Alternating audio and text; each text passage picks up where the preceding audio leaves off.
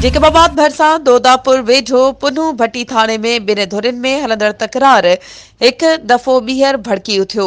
हिकु ॼणो कतुल कटोहर ऐं मंदराणी जी धुरियुनि में हलंदड़ पुराणे तकरार तां रुस्तम मंदराणी मारिजी वियो आहे। इन हवाले सां वधीक तफ़सील ॾियण लाइ असां सां लाइन ते मौजूदु आहे जेकबाबाद मां CN न्यूज़ जो रिपोर्टर जमील गुल थहीम। जी जमील गुल, आगाह कजो।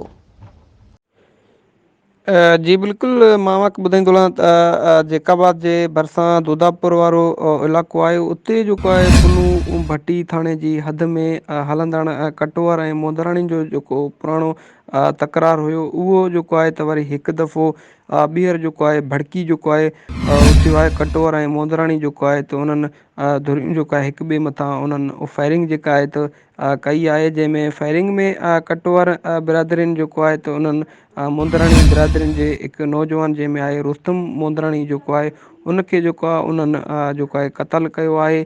धुरियुनि में अव्हांखे ॿुधायां त इन्हनि में जेको आहे पुराणो जेको तकरार ज़मीन जो जेको आहे इन्हनि में हलंदड़ हुयो। अॼु जेको आहे धुरियूं जेको आहे हिक ॿिए मथां जेको आहे उन्हनि फायरिंग कई आहे, जंहिंमें उन्हनि जे कटोरनि जेको आहे त मुंदराणी जे नौजवान खे जेको आहे उन्हनि क़तलु कयो आहे। जॾहिं मुंहिंजी पुलिस सां ॻाल्हि ॿोल थी त पुलिस जो चवणु आहे त असीं जेको आहे त जेके क़तलु कंदड़ जेके जवाबदार आहिनि उन्हनि जे इलाइक़े में जेको आहे त असीं वियल आहियूं। जेको जल्द जेको क़तलु कंदड़ जवाबदार आहे उनखे जेको आहे त गिरफ़्तार कयो वेंदो।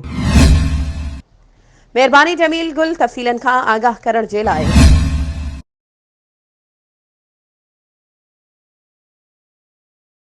वधीक ख़बरुनि ऐं अपडेट्स जे लाइ असांजे चैनल खे सब्सक्राइब कयो ऐं हा, बेल आइकन खे प्रेस करणु न विसारिजो त जीअं असांजी हर नई अचण वारी वीडियो तव्हां ताईं पहुची सघे।